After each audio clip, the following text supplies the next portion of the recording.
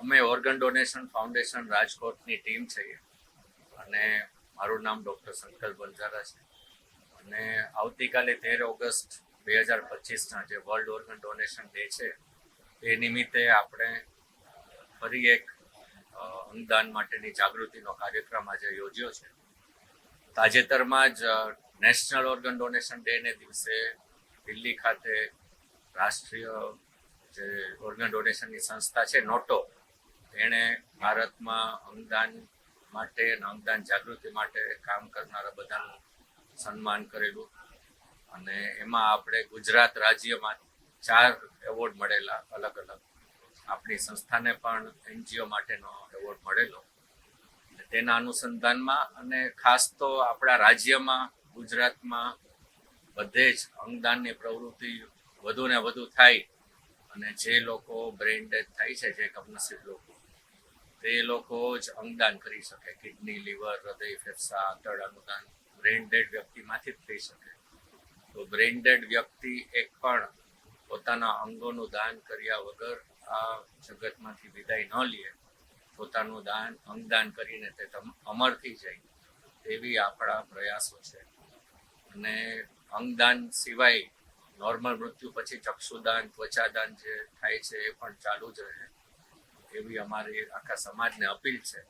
અને આપ સૌ મીડિયા થ્રુ અંગદાન એ ખૂબ સારું કાર્ય છે અને બ્રેઇન ડેડ બાદ જો કોઈના કુટુંબમાં કમનસીબે કોઈ વ્યક્તિ બ્રેઇન ડેડ થાય તો તેના અંગોનું દાન જરૂર કરવું જોઈએ. એનાથી ઘણા બધા દર્દીઓને નવજીવન મળે છે. કિડની ફેલવાળા દર્દી, લીવર ફેલવાળા દર્દી, હૃદય નબળું પડી ગયું હોય, ફેફસા નબળા પડી ગયા હોય, બધા દર્દીને નવજીવન મળે છે. તો ખાસ અંગદાન થવું જોઈએ. ને આપણા ગુજરાતમાં જ્યારે મોકો મળે આવી કોઈ વ્યક્તિમાં તો ત્યારે જરૂર અંગદાન થાય એવો મેસેજ આપણે સૌને આપીએ છીએ. ધન્યવાદ.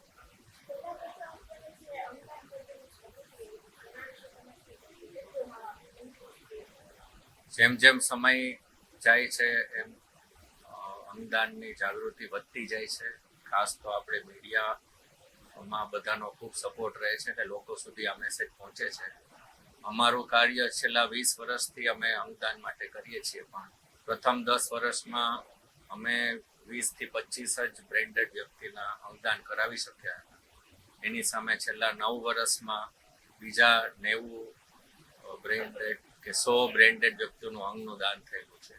અને આ જાગૃતિને કારણે આપણે ગુજરાતમાં જ નહીં પણ ગુજરાતમાં મળેલા અંગદાનના જ્ઞાનને કારણે બીજા શહેરોમાં પણ ઘણીવાર અંગદાન થયેલું હોય એવા કિસ્સા બનેલા છે.